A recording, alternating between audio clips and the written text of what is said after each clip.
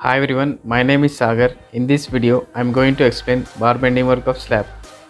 Before starting bar bending work of slab, check whether the brand of steel is as per the specification. In this site, we are using Vizag steel. Here you can see stack of bent bars of 16 mm, 12 mm and 8 mm.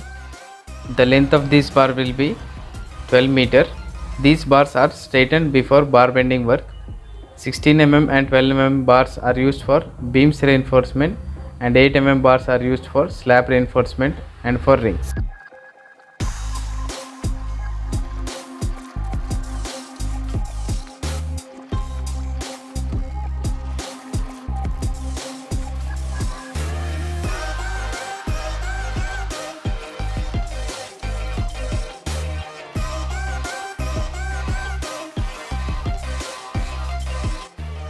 Here you can see marking is done for stirrups on a straight bar with a length of 45 inches.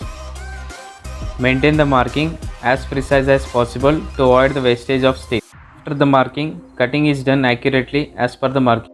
Similarly, for beams and slab, marking and cutting is done as per the length of beams with development length, and for slab, the length of the section of the span of the slab.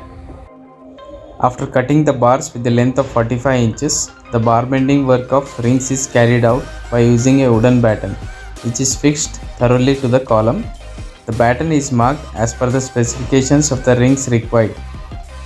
The cutting bars of 45 inches are then taken and bent with depth of 14 inches and width 7 inches. The hooking length is 1.5 inch and hooking angle of 45 degrees. These rings of 45-inch length are for beams with the depth of 15 inches. Similarly, for beams with the depth of 12 inches, cutting length of bar for rings is 41 inches. The depth of ring to be bent is 12 inches and width is 7 inches. Hook length is of 1.5 inches and hook angle of 45 degrees. Important thing to be noticed and followed in ring bar bending work is hook length and hook angle. The hook length and hook angle should be maintained as per the specifications to provide a good bond between the main bars and the rings and the concrete. Next, coming to the bar bending work of beams, marking is done as per the length of beam of particular span including the development length. Here you can see the bars are cut as per the required length of the beam. The beams are bent to provide the development length. The development length provided here is 5 inches. Advantages of providing development length is it provides strong bond between the beams and columns and concrete at the beam column junction, which in turn transfers the load and stress coming through slab on beams to the columns safely. Similarly to all beams, cutting is done as per specified length provided in the drawing.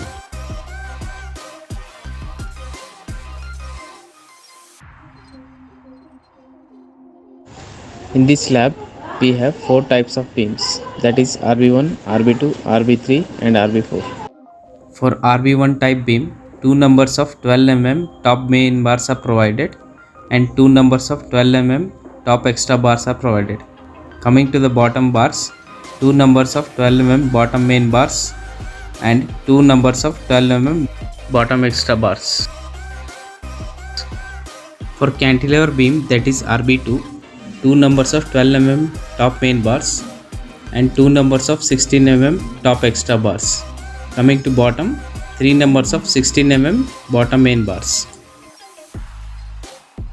Next RB3, 2 numbers of 16 mm top main bars and 2 numbers of 12 mm top extra bars.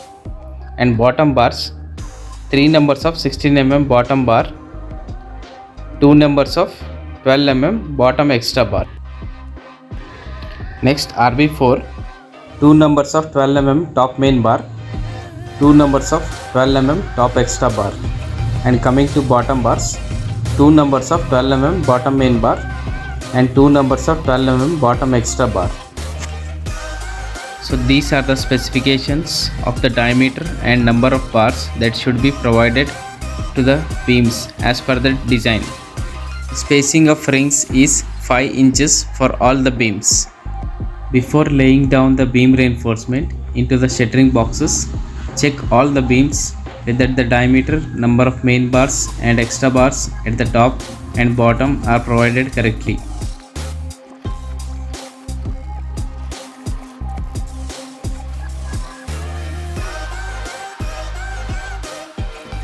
Also check thoroughly whether the binding wire is tied to every joint of the bars. In this site, for this slab, all the slab sections are of two-way. That is, longer span by shorter span is less than or equal to 2.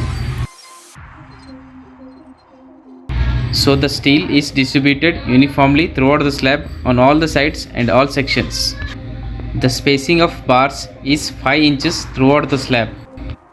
Cutting of bars is done as per the slab length of particular slab section in addition with bent up length and cranking length. Once the bar bending of main bars is completed, top distribution bars are provided at bent up area to carry the tensile load. So this is a procedure to carry out the bar bending work of the slab. Thank you for watching this video. Please like, share and subscribe the video. Press the bell icon to get the notifications.